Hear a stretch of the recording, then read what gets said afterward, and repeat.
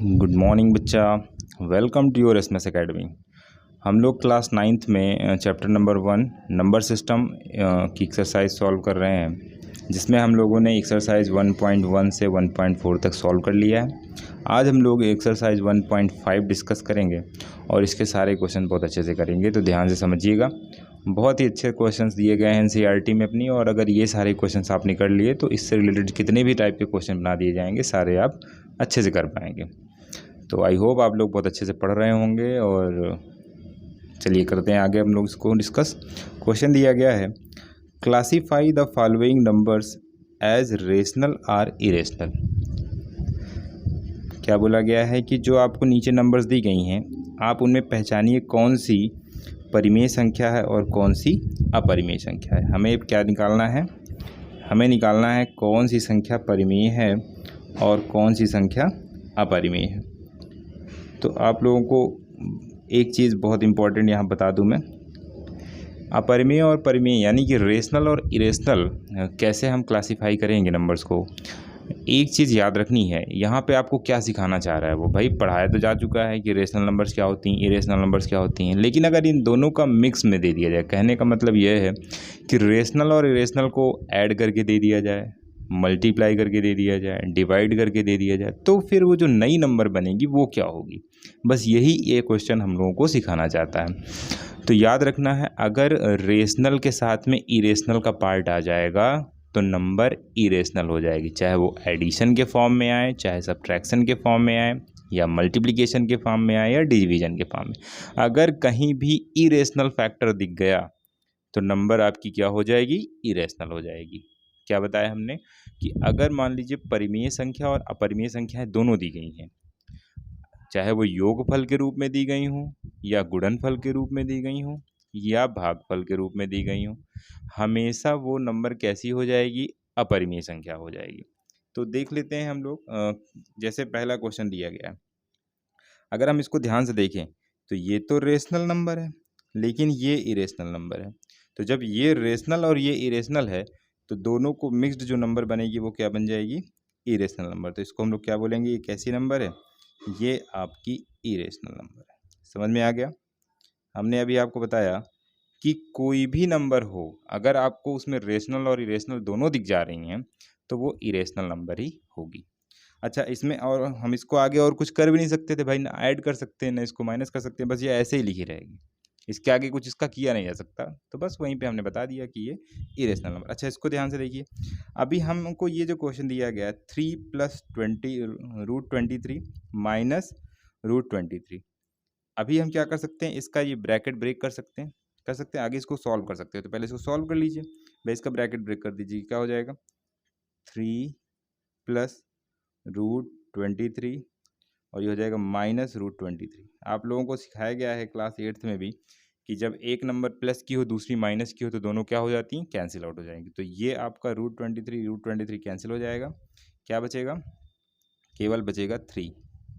अब आप बताइए, इस नंबर में कोई इरेशनल पार्ट है? नहीं है भाई। 3 तो आपकी रेशनल नंबर, सबको पता है, ये मैं बहुत बार बता चुका हूँ कि रेशनल नंबर किसे कहते हैं। जिसको P/Q के फॉर्म में लिखा जा सकता है वही आपकी रेशनल नंबर है। तो इसको भाई 3/1 लिख सकते हैं, ये रेशनल नंबर है। सिंपल सी बात है, रेशनल नंबर कुछ भी नहीं है, it is the ratio of 2 integers. ठीक है, तो 3 क्या हो जाएगा यहाँ पे? ये तो ये कंप्लीटली अब हमें ये क्या मिल गई? रेशनल। तो इसका आंसर क्या हो जाएगा? ये रेशनल नंबर है। समझ गए आप? तो फर्स्ट जो दी गई थी 2 - √5 वो तो इरेशनल हो गई। सेकेंड जो दी गई है वो हो गई आपकी रेशनल नंबर। पहली अपरिमेय संख्या, दूसरी परिमेय संख्या। ठीक है, चलिए देखते हैं नेक्स्ट।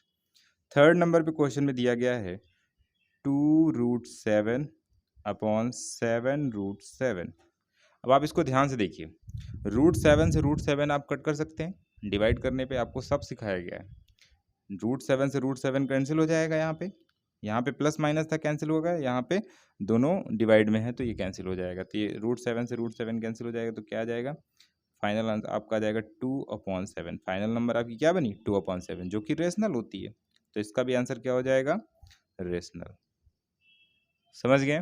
जो सॉल्व हो सकता है पहले उसको सॉल्व करिए, फाइनल जो रिजल्ट आएगा उसे चेक करना है कि वो रेशनल है कि इरेशनल है। क्लियर? अब देखिए 1/√2, क्या इसको आप सॉल्व कर सकते हैं आगे? कुछ इसका कुछ हो सकता है? कुछ भी नहीं कर सकते इसको भाई, 1/√2 ऐसे ही लिखा रहेगा। तो ये आपकी क्या हो गई? इरेशनल नंबर हो गई।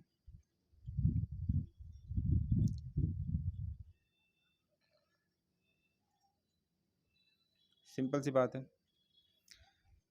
आपको पता है पाई क्या होता है? इरेशनल होता है, सिखाया गया है pi is an irrational number. मैंने इसका एक क्वेश्चन भी कम्युनिटी में डाला था, आप लोगों ने आंसर नहीं किया हो तो जा करके पहले उसको आंसर कर लीजिए। तो पाई क्या है? इरेशनल नंबर है, तो 2 पाई भी इरेशनल होगी। मैंने कहा कि कहीं भी अगर इरेशनल पार्ट दिख जाए किसी नंबर में तो वो नंबर को इरेशनल बना देगा, इतनी पावर रखता है इरेशनल। ठीक है, मतलब रेशनल में अगर इरेशनल घुस गया तो फिर इरेशनल ही रहेगी, वो रेशनल नहीं हो सकती। ये मतलब क्या है कि तो पाई क्या हो गया? इरेशनल, तो 2 पाई भी इरेशनल होगी, बस सिंपल सी बात है।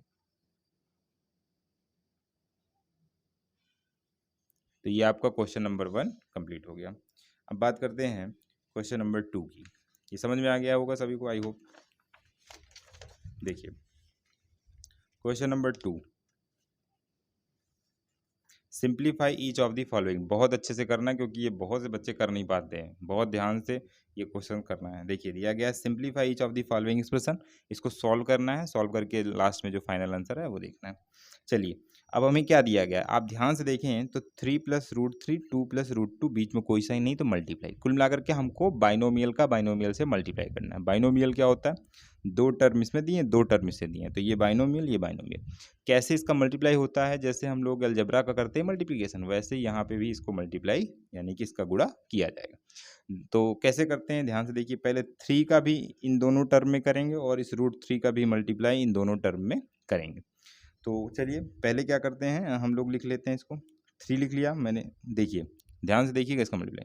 मैंने 3 लिखा और इस 3 का मल्टीप्लाई इन दोनों में करना है, तो हम लोग इन दोनों को लिख लेंगे ब्रैकेट में, 2 + √2।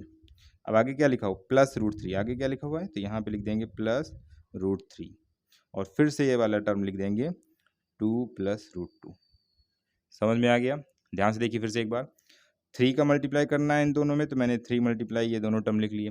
फिर प्लस का साइन है यहाँ पे तो प्लस लगा दिया, √3 लिखा है तो √3 लिख दिया और इन दोनों को भी यहाँ पे नोट कर लिया। अब मल्टीप्लाई कर देते हैं, तो 3 का पहले 2 में मल्टीप्लाई करेंगे, तो 3 का 2 में तो मल्टीप्लाई हो जाएगा, आंसर आ जाएगा 3 2 6। ओके, 3 का √2 पे मल्टीप्लाई करोगे तो ये मल्टीप्लाई कैसे होगा?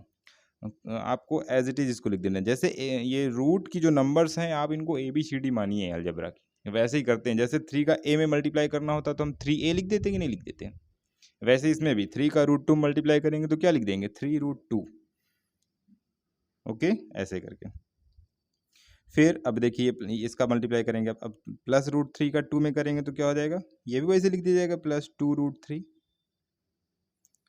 फिर √3 का √2 में मल्टीप्लाई करेंगे तो रूट का रूट में जब मल्टीप्लाई करेंगे तो बाहर का बाहर मल्टीप्लाई, अंदर का अंदर मल्टीप्लाई। कहने का मतलब √3 एंड √2 का मल्टीप्लाई करेंगे तो हो जाएगा +√6।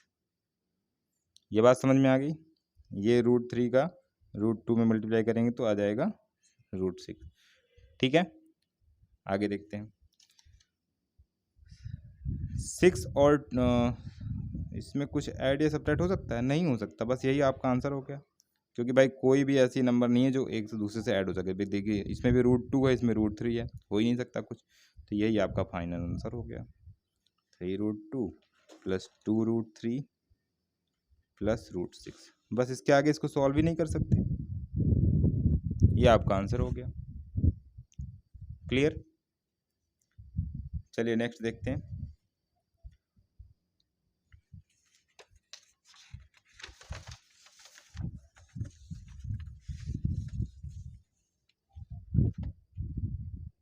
ध्यान से देखिए, नेक्स्ट क्वेश्चन हमें दिया गया 3 + √3 फर्स्ट ब्रैकेट में, सेकेंड ब्रैकेट में 3 - √3। इसके दो तरीके हैं करने के, मैं दोनों बताऊंगा। एक तो वही तरीका है, पहले तो बाइनोमियल का बाइनोमियल में मल्टीप्लाई, अभी पीछे मैंने सिखाया। क्या करते हैं, पहले इस 3 को लिखते हैं, यहाँ पे 3 को लिख दिया। ओके, फिर ब्रैकेट बनाएंगे और ये नंबर पूरा लिख देंगे। इसको 2 बार लिखते हैं ना, क्योंकि 2 बार मल्टीप्लाई करना। 3 - √3 ये लिख लिया। क्लियर? पहला स्टेप समझ गया तो अगला आ जाएगा आराम से। फिर +√3 देखिए, अगला टर्म क्या है? +√3। तो +√3 यहाँ पे लिख लेंगे। फिर ब्रैकेट में क्या हो जाएगा? 3 माइनस रूट 3। ओके, अब मल्टीप्लाई करना है तो कर लीजिए। 3 का 3 मल्टीप्लाई करेंगे तो क्या हो जाएगा, 3 3 ज़ा 9। फिर 3 का रूट 3 में हो जाएगा तो माइनस 3 रूट 3। 3 रूट 3 मैंने कहा ना, इसको ABCD की तरह ट्रीट करना है। फिर प्लस रूट 3 का 3 मल्टीप्लाई, फिर ये आ जाएगा प्लस 3 रूट 3। और ये माइनस रूट 3 का रूट 3 मल्टीप्लाई करेंगे तो रूट 3 का रूट 3 में करेंगे तो रूट 9। और रूट 9 की वैल्यू आगे मैं बताऊंगा, देखते हैं। देखिए 9 हो जाएगा, माइनस 3 रूट 3 प्लस 3 रूट 3, एक निगेटिव दूसरा पॉजिटिव, कैंसिल आउट हो जाएगा, ये और ये कैंसिल, तो 9 हो गया। अब देखिए ये क्या है, माइनस रूट 9 की वैल्यू 3, 9 से 3 माइनस करेंगे क्या हो जाएगा, 6। 6 will be your answer. Okay, एक और तरीका देखिए इसको करने का। एक तरीका ये, आपको एक आइडेंटिटी सिखाई जाती है बचपन में ही, a plus b in first bracket, a minus b in second bracket. बताइए क्या होती है identity, a plus b, a minus b is equal to हम लिख सकते हैं a square minus b square. ये आइडेंटिटी सबको याद है, सर्वसमीका ये वाली, बहुत सिखाई गई 6 में 7 में, तो वो अप्लाई कर दीजिए इसमें। ध्यान से देखिए इस क्वेश्चन को, मैं यहाँ पे नोट डाउन कर रहा हूँ। 3 plus root 3 in first bracket,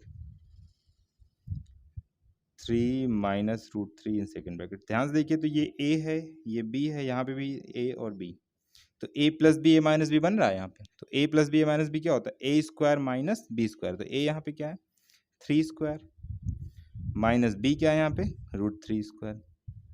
तो 3 का स्क्वायर तो 9 हो जाएगा, और रूट 3 का स्क्वायर 3, तो 9 और 3 माइनस कर देंगे 6, आंसर हो गया। कितना आसान था, clear. Okay, let's go to the next question, that is root 5 plus root t whole square. इसके लिए आपको आइडेंटिटी सिखाई गई है a plus b whole square. यहाँ पे मैं पहले आइडेंटिटी लिख देता हूँ, a plus b whole square क्या होती है identity, a plus b whole square is equal to a square plus b square plus 2ab। ये आइडेंटिटी आपको इस पर अप्लाई करनी है। ये रूट 5a हो जाएगा आपका, और रूट 2 क्या हो जाएगा, b।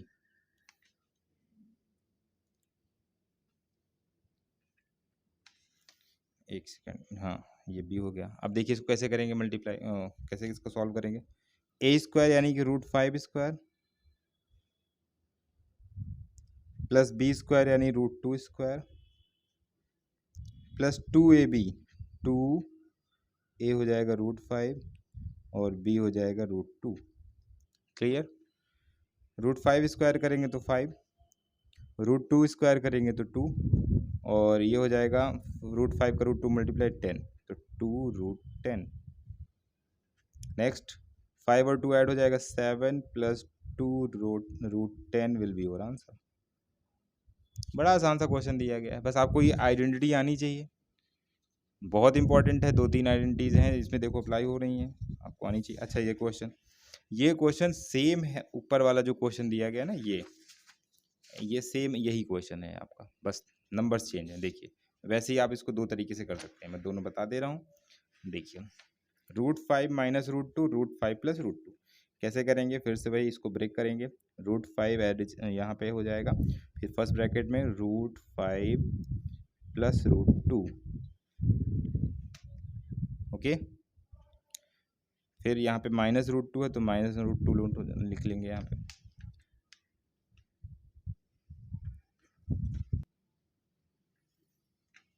Root 2 root 5 plus root 2।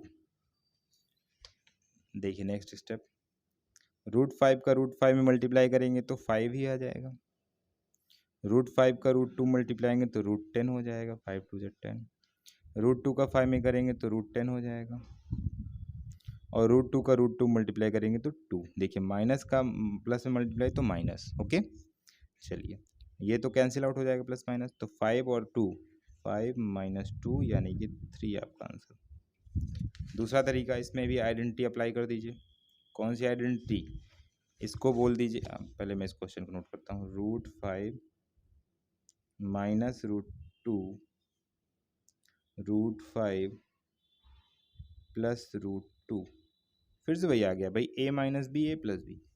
एक ब्रैकेट में अगर a माइनस बी, दूसरे ब्रैकेट में अगर a प्लस बी है तो क्या होता है आपका फॉर्मूला, a² माइनस b²। आप इसको लिख दीजिए, √5² माइनस √2²। क्या हो जाएगा, √5² 5, √2 2, तो ये हो जाएगा 3। आपका आंसर हो गया। तो यहाँ से आपका ये question number 2 complete. I hope कि आपको ये सारे क्वेश्चन समझ में आ रहे हैं। अगर समझ में आ रहे हैं तो ये कंटिन्यू आप देखते रहिए। Very soon you will be able to solve this exercise. अभी हम लोग क्वेश्चन नंबर 2 कंप्लीट कर चुके हैं। अब नेक्स्ट क्लास में करेंगे question number 3, 4, 5। So keep learning, take care.